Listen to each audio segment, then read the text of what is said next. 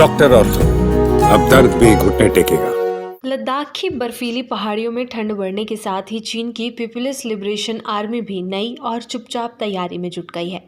ताज़ा सैटेलाइट तस्वीरों ने चीन की एक नई बंकर रणनीति का खुलासा किया है, जिसके तहत वो भारत की सीमा के करीब तिब्बत में अपने एयर डिफेंस सिस्टम के लिए कंक्रीट के मजबूत भूमिगत ठिकाने बना रहा है, जहां से वो ज़रूरत पड़ने पर मिसाइलें दाग सकता है। अमेरिकी सैटेलाइट कंपनी मैक्सर टेक्नोलॉजीज की हालिया तस्वीरों में इस बात का खुलासा हुआ है।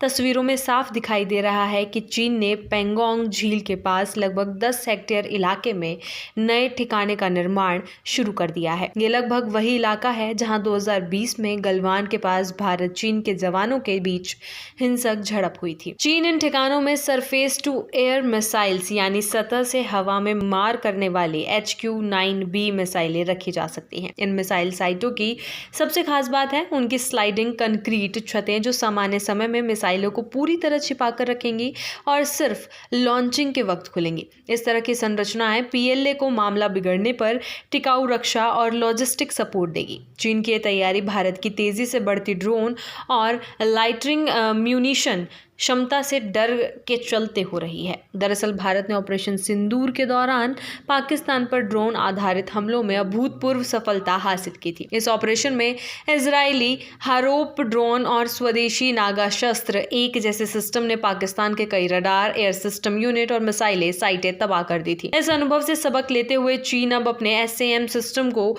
हार्डन बना रहा है।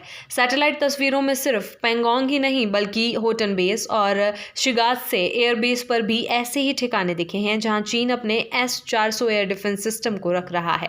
ये ठिकाने PLA को संभावित ड्रोन या मिसाइल हमले से सुरक्षा देंगे, लेकिन साथ ही ये भी दिखाते हैं कि चीन अब खुली मोबाइल यूनिट्स की जगह स्थायी रक्षात्मक ढांचे पर निर्भर होता जा रहा है। भारत भी चीन के इस बंकर रणनीति का सटीक और लचीला जवाब तैयार कर रहा है। पहला ड्रोन और लाइटरिंग म्यूनिशन शक्ति DRDO का नागा शस्त्र, इसके साथ ही एक तोपखाना रेजिमेंट में शामिल किया जा रहा है।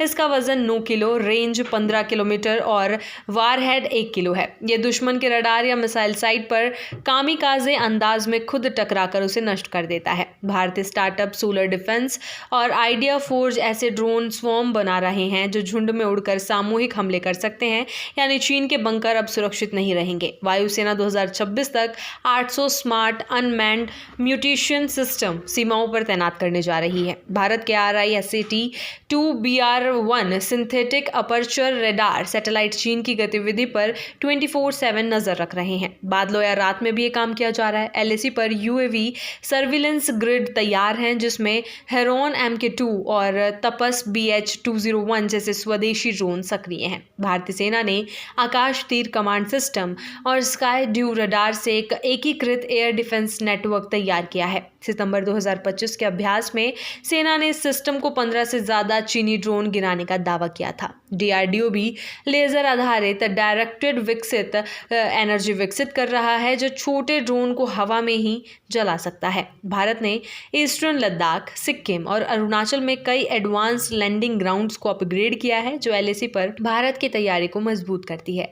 राफेल Su-30 MK1 और मिरागे 2000 फाइटर अब LAC के नजदीकी बेसो, हासीमारा, लेह, तेजपुर पर तैनात है। BRO ने सीमावर्ती सड़कों और सुरंगों का तेजी से विस्तार किया है, ताकि ड्रोन और मिसाइल यूनिट्स को जल्द आगे भेजा जा सके। भारत की नई रणनीति स्थायी ठिकानों और मोबाइल सिस्टम दोनों का मिश्रण है। अगर चीन के बंकर मिसाइलें बचा भी ले, तो भारत ड्रोन स्वॉर्म और सटीक आर्टिलरी स्ट्राइक से उन्हें ब्लाइंड यानी निष्क्रिय करने की योजना पर काम कर रहा है। डॉक्टर ऑर्थो, अब दर्द भी घुटने टेकेगा।